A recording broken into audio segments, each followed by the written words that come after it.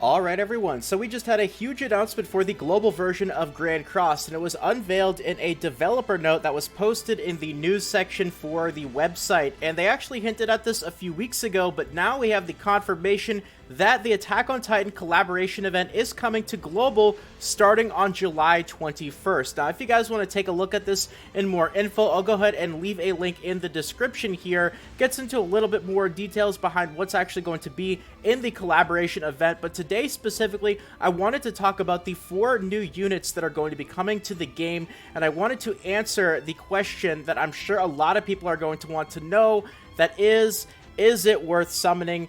Is it worth pulling? What's going on with all of that? And the answer to this question is actually a little bit tricky because it is a collaboration event. So I'm going to do my best to really explain my thought process through this as best as I possibly can.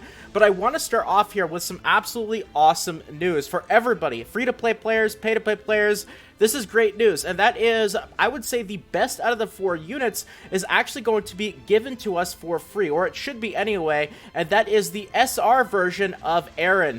And he's got a really nice skill kit. I know that, I believe in the JP version, they actually got all 6 copies of him for free. I do not know if that's going to work the same way in the global version. I think Netmarble has been pretty clear with them telling us that the global version of the game is not quite going to be the same as the JP version. I don't know how it's going to work with this collaboration. I would say most things should probably be the same, but little tiny things here and there, including, you know, the possibility of not giving us all 6 copies for free. You know, I would take that with a bit of a grain of salt, you know, pun intended, of course. But yes, SR Eren, he is very, very good, and you will be able to get him. You won't have to go crazy on the gem summons. Just taking a look at his skill kit right here, you can see that he's got a high multiplier attack card that also cancels stances on rank 2 and on rank 3 here.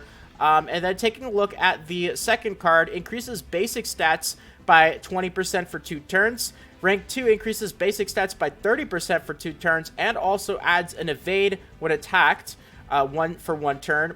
And then the rank 3 is going to increase basic stats by 50% for 3 turns, so it adds an extra turn there, as well as keeping that evade there for 1 turn. Now, getting into his ultimate, inflict shatter damage, so that is going to ignore resistance, starting off at a multiplier of 630%, but because he is an SR, getting him maxed out is going to be a lot easier than SSRs, and you can see that it's actually going to go all the way up from 630% to 945% at 6 out of 6. So, also, the passive here increases damage dealt to unknown race by 30%. So that is just a straight up nice, unique to have there, but it is very situational, of course. So when you are in situations where you are attacking unknown, you're going to get that 30% additional damage boost. So you can take a look at the base stats right there. Once again, this is the SR version, so this is not the transforming version. Now let's get into the SSRs, and all 3 of these here are going to be summonable units.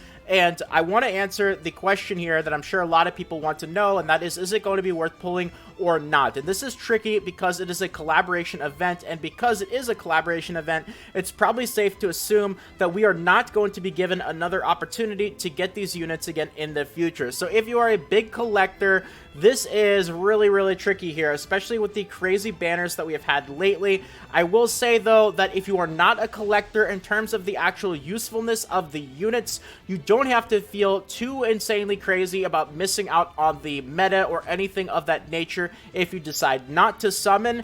But, you know, if you are a collector, that's obviously, you know, you're going to have to either bite the bullet or you're going to have to just be okay with not getting them and not having an opportunity to get them again in the future. And to answer the question of will I personally be doing summons myself, I think I'm going to at least try to end up getting 1 copy of each of the SSRs. That's my goal. I'm going to try my best. Now, with the luck that I had with Red Escanor, that seems like it's going to be really, really difficult to do. And I want to make sure not to completely drain all of my resources, because I have a sneaking suspicion here. I really, really do. I think that a couple of weeks after the Attack on Titan collaboration ends on global, we're going to see some crazy banners come back. Like I said, some people are now slowly starting to believe me when I say that this pace of the game that Netmarble has decided to go with, I don't think we're really expecting to go into a slow period anytime soon. It seems like right when we think it's starting to happen, Netmarble decides to release something crazy and something super hype like this, so I think that's going to happen even after the collaboration is over. So if you are saving up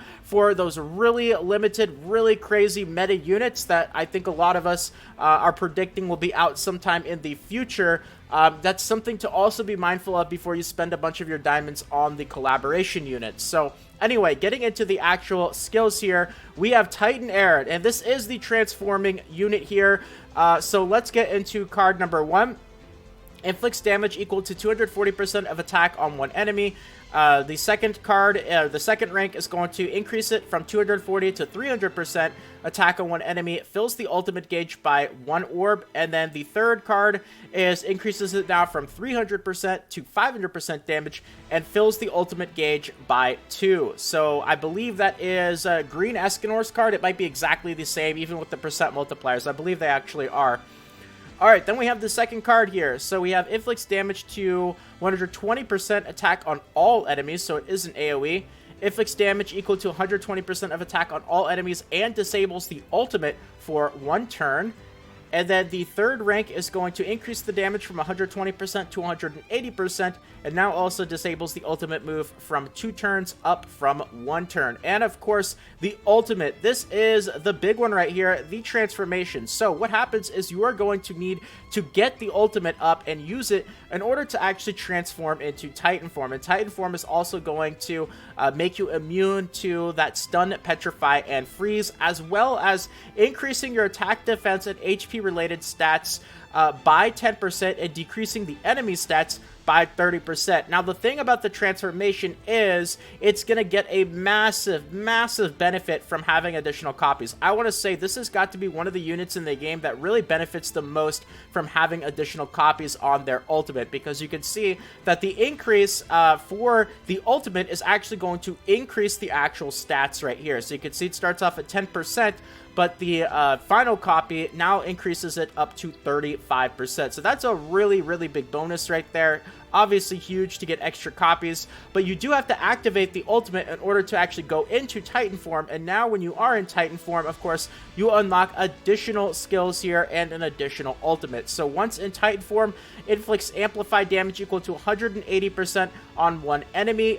So this is the second skill kit right here. And keep in mind that you have all these buffs from the Titan form as well. So that is going to significantly benefit towards the actual amplify effect right there by giving you an additional 30% damage per buff. Rank 2 is now amplified damage equal to 270% attack on one enemy.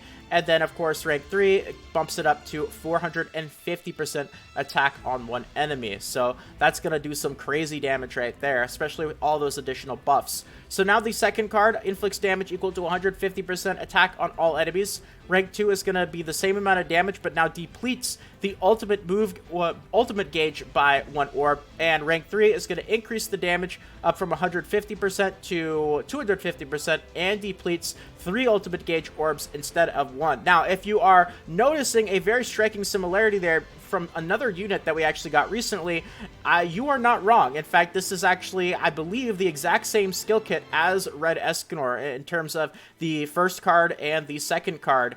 So, and of course, that benefit from the Amplify is going to be huge with the actual Titan form and getting all those benefits from that as well. So, now into the second ultimate here, inflicts damage equal to 840% of attack on one enemy. So there you have it right there. And getting into the actual passive unique, increases damage by 10% for each ultimate move gauge orb the hero has. So that is obviously huge because, you know, having all those ultimate orbs and also having to actually activate the ultimate once just to be able to get into Titan form, you're going to be able to notice and get a good amount of additional damage from the passive right there. So it's going to be very tempting for a lot of people, especially the whales. This seems like you know, the whales are really going to go out there for a 6 out of 6 to not only be able to, you know, get into the Titan form here, which you can do at 1 out of 6, but getting that 35% additional increase to all those stats. So,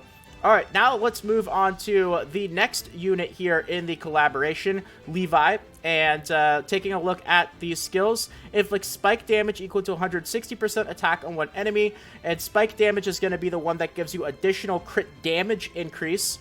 And then card number 2 is inflict spike damage equal to 240% attack, so an 80% increase, and rank 3 is going to be a 400% attack, so that's a 160% increase from the rank 2. Getting into the second card here, inflicts despair damage equal to 100% attack on all enemies, so it is an AoE, and despair is going to recover diminished HP when you actually achieve a critical hit. Rank 2 is going to be 150% AoE with despair damage, so an increase of 50%. And rank 3 is going to be a 250% despair, so a 100% increase from the rank 2. Now, getting into the ultimate, cancels buffs and stances on one enemy and inflicts damage equal to 630% attack. That's the starting multiplier right there. Of course, it goes all the way up to 945% at 6 out of 6. So now getting into the passive, this hero will always crit against an enemy that has the lowest leftover HP, applies when there is only one enemy, also applies when all enemies have the same HP ratio. Very interesting right there. Alright, and of course, let's get into the last of the SSR collaboration, Mikasa. And the first card, inflicts damage equal to 130% attack on one enemy, makes the target bleed for 2 turns. So, of course, that bleed is going to be an additional damage equal to 80% of the original damage at the end of each turn that the bleed is active. Then getting into the rank 2, inflicts damage equal to 195%, and still has the bleed effect, of course, so that's an increase of 65%. And the rank 3 is now going to bump it all the way up to 325%, still with the bleed for 2 turns. So that's an increase of 130%. Alright, and now the second card here, inflicts secret technique damage equal to 80% of attack on all enemies. I want to say this is the first unit that we will actually be getting on Global that has secret technique. I could be wrong about that, but I think it actually is.